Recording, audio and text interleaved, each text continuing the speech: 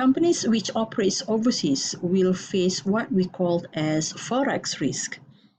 Forex risk or foreign exchange risk is the risk that cash flows will change as the actual amount of ringgit Malaysia received on a foreign investment changes due to a change in foreign exchange rates. There are many types of risk in the forex market.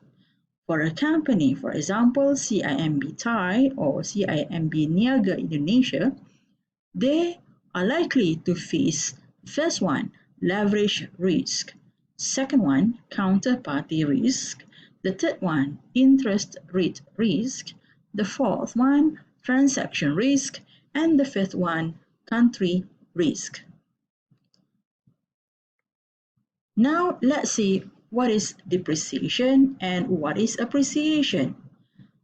Depreciation refers to the fall in value of a currency caused by the demand for foreign currency exceeding its supply in the market, whereas appreciation is the opposite of depreciation.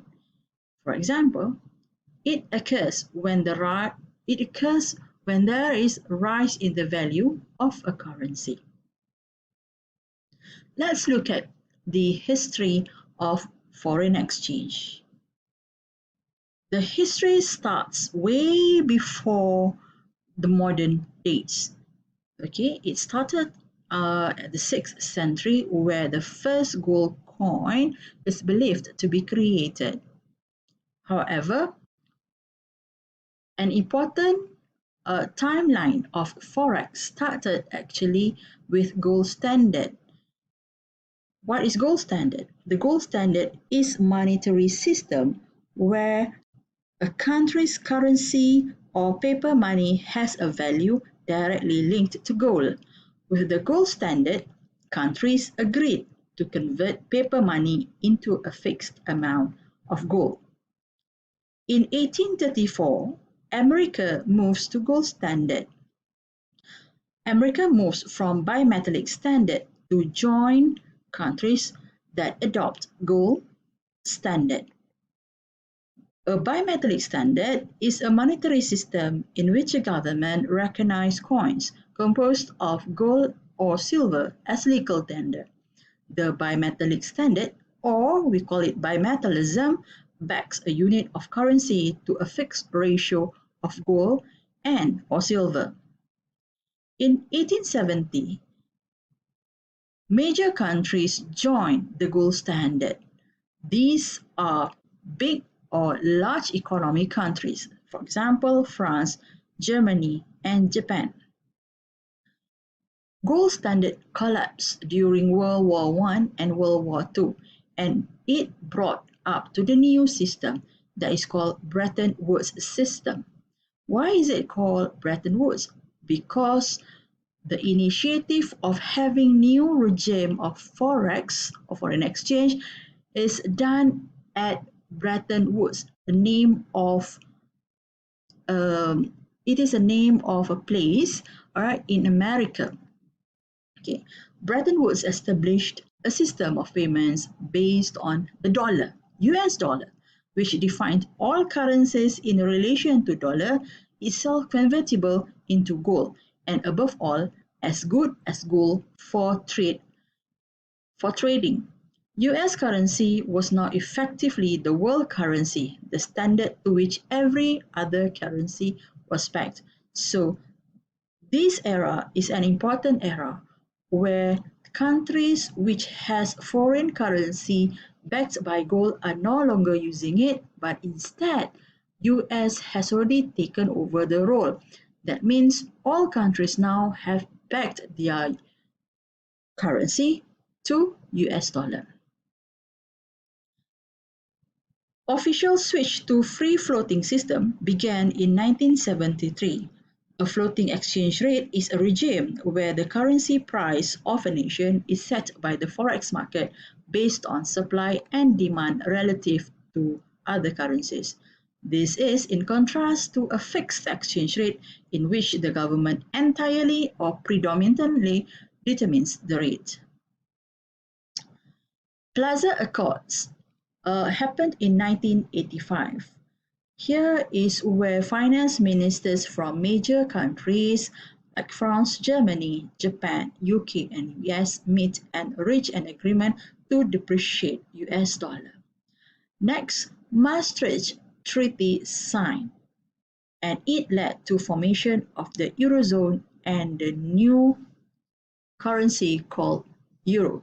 So now, if you go to European countries, some countries allow you to adopt the traditional currency, or you can use euro to buy or purchase goods from them. Internet trading started since 1996, where the first online retail brokers opened. And today, we could see that more than $5 trillion is traded in Forex each day.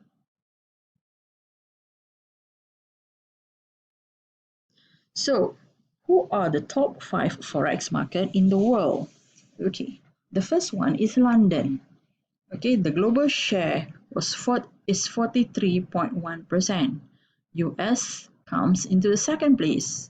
Singapore, Hong Kong, and Japan come in the third, fourth, and fifth place. What is purchasing power parity? So this subchapter is an important chapter in Forex when you study Forex market. So, purchasing power parity is economic theory that shows the comparison of the purchasing power of various world currencies to one another. Government agencies use PPP to compare the output of countries that use different exchange rates. You could use it to find out where to get cheapest hamburger in the world. See?